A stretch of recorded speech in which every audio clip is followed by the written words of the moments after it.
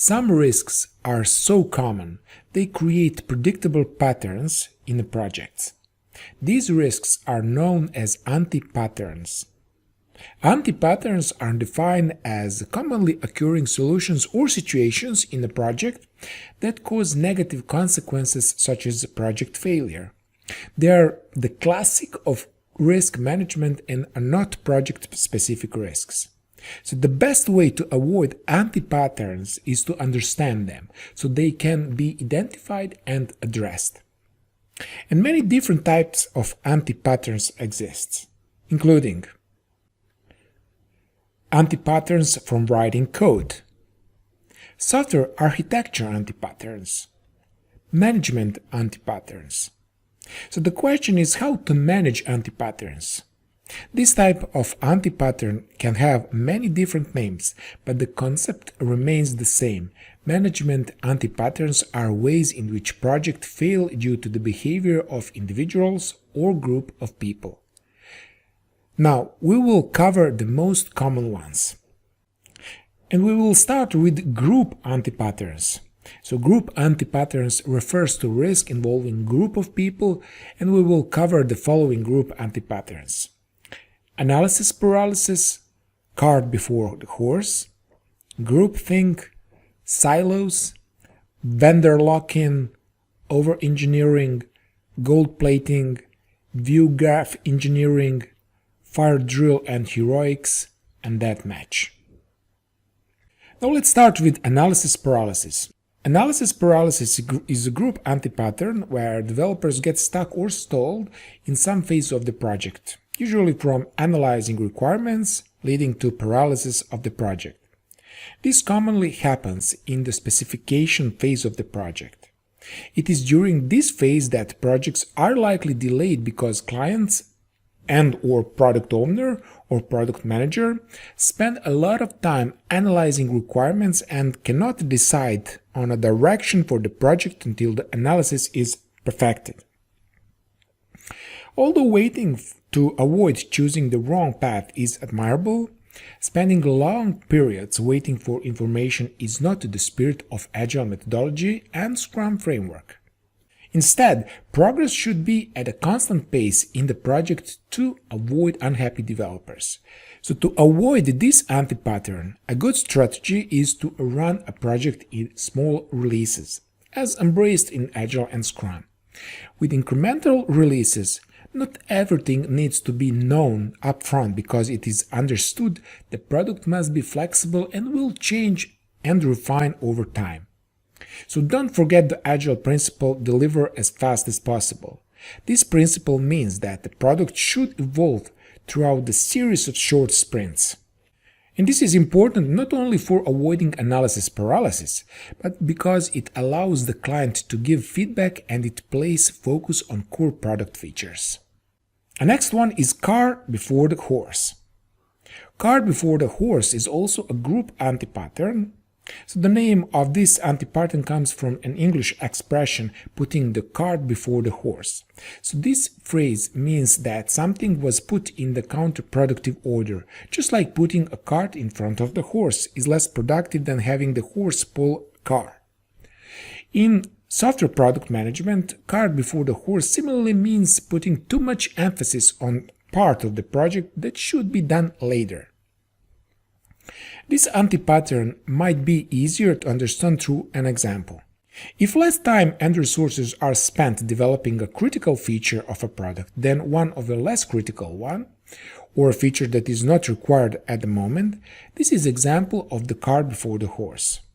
This frequently happens when the programmers assign themselves work that doesn't directly impact the current features, to get a head start on a future work. However, the danger of this process is that the team can find themselves with a lot of poor development features or varying importance. To avoid this anti-pattern, the developers need to understand the development priorities and stay focused on those priorities. In other words, the team should clearly understand that work is to be done now and what work is to be done later. Don't forget the Agile principle: eliminate waste. This principle means that it is important for developers to be careful on being busy instead of being productive. A busy team gets distracted by extra features, which can ultimately interfere with the functionality of the end product, rather than focus on developing the core requirements. And this is wasteful and should be avoided. Groupthink is a group anti-pattern that refers to how people tend to follow the general opinions of a group, regardless of whether or not their own opinions are different. The term comes from the social science, so groupthink can lead to poor decisions and judgment in the project development. The most common example of groupthink is in group discussion on a project when ideas tend to come from only one or two people in a meeting, while most other members are quiet and go along with suggestions. This can lead to a poor end product because often other or better options are not discussed. To avoid groupthink, there are a couple of good measures to take. First, it is important to remember that conflicts can be a good thing in a group discussion, if done constructively, of course. Creating an open atmosphere of discussion where different perspectives are encouraged is very helpful in combating groupthink. Another means of addressing groupthink is to generate solutions to problems silently, as in lean software design. This means allowing teams to break up into smaller groups of individuals and encouraging these small groups to come up with a different design and alternatives. These suggestions are then combined, and this approach has the benefits of not pulling people on the spot. Now, I want you to see one short video demonstrating a groupthink in action. But an experiment is not a public opinion poll. It examines behavior under the pressure of social forces, as the experiment of Solomon Asch reveals. The experiment you'll be taking part in today involves the perception of lengths of lines. As you can see here, I have a number of cards, and on each card there are several lines. Your task is a very simple one. You're to look at the line on the left and determine which of the three lines on the right is equal to it in length. All right, we'll proceed in this order. You'll give your answer. Only one of the people in the group is a real subject, the fifth person with the white t-shirt. The others are confederates of the experimenter and have been told to give wrong answers on some of the trials. The experiment begins uneventfully as subjects give their judgments. 2, 2, 2, 2, 2, 3, 3, 3, 3, But on the third trial, something happens. 2, 2, 2, 2, 2. The subject denies the evidence of his own eyes and yields to group influence. 1, Asch found subjects went along with the group on 37% of the critical trials. But he found through interviews that they went along with the group for different reasons. 1, 1. They must be right. There are 4 of them and 1 of me. 1, This subject's yielding is based on a distortion of his judgment. He genuinely believes that the group is correct. 1, 1, 1, 2, 1, 2,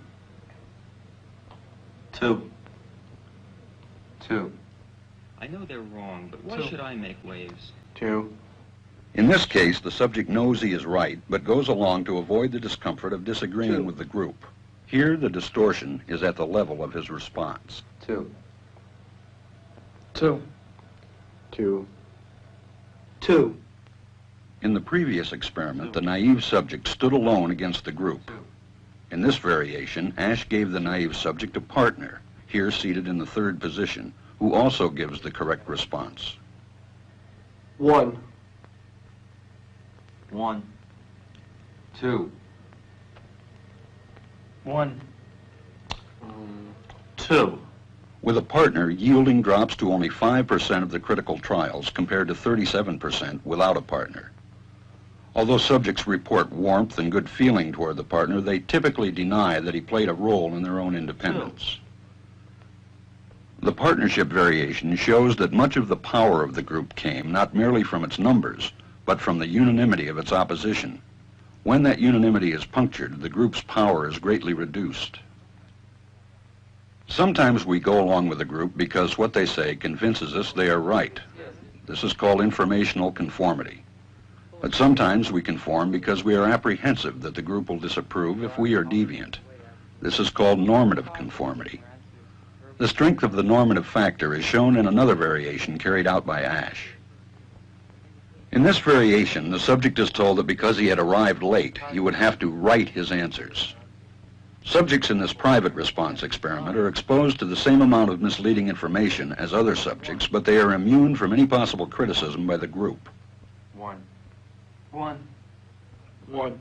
And this enormously reduces the pressure to conform. Conformity drops by 2/3. Ash's experiment is a classic. It reveals how people will deny what they see and submit to group pressure. It allows us not only to observe conformity, but to study the conditions that increase or reduce its occurrence. Silos are group anti-patterns that occur in extreme opposite of groupthink. A team separated into smaller groups can be a good strategy, particularly if a specialized group can create more effective work, but this then can run into risk of teams losing touch with each other and limiting communication, and this is called working in silos. In essence, silos are created when a lack of communication among a group of developers occurs, which leads to loss of unified focus and creation of counterproductive strategies and product features. Features developed in silos are developed in vacuum, so the work of one team could be different or incompatible with that from another team, and that bring the work of two different teams together could thus prove difficult. To address this problem, it is important to encourage an open and positive atmosphere where the team communication and collaboration are favored. This also encourages developers to be less apathetic. Re-examining the management structure could also be beneficial. If there is a flat management where developers can speak directly to one developer instead of going through manager or managers of other teams, communication can flow easier and bureaucracy can be avoided. In both cases, face-to-face communication should be encouraged. Vendor lock-in is a group anti-pattern that occurs when developers create a product that relies heavily on a single technology, solution, or vendor. Vendor lock-in is different from choosing technology because it is the best option, but rather it generally involves a lack of flexibility in moving to another technology without substantial costs. The heavy reliance on a single technology as a product move forward is problematic if the technology cannot cover what is needed, become outdated, or cannot adapt to a change. In extreme cases, staff can even leave an organization over vendor lock-in. So to avoid this risk, it is important to research before committing to a technology or a solution, regardless of recommendation made to the project. Okay, and this is not all. We have a couple more group anti-patterns we will cover in the next lesson.